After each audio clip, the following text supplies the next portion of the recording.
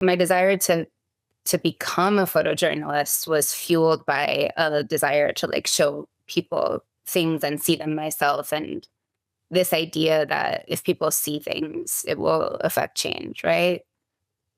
I think that my life and my experience has both proven and disproven that theory. I have photographed so many terrible things that it's within the power of the world, within the power of the leaders of my country, et cetera, to stop. And we don't.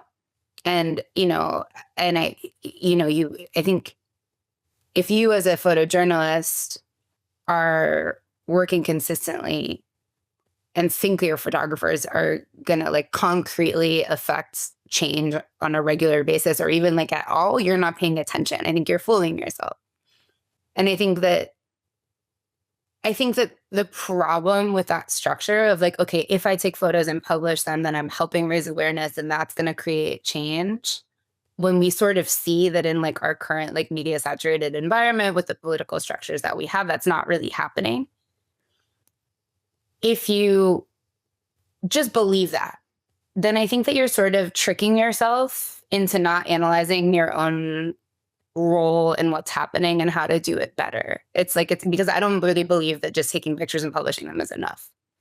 I think that when you tell yourself like, okay, that photojournalism is like inherently a public service, even when we see that it often does no service, you're like giving yourself an out when actually it can be very extractive. It can reinforce stereotypes. It can reinforce the idea in wealthy, privileged countries like the US that bad things happen to bad people in bad places. It can make you feel more far away from people who are suffering rather than closer.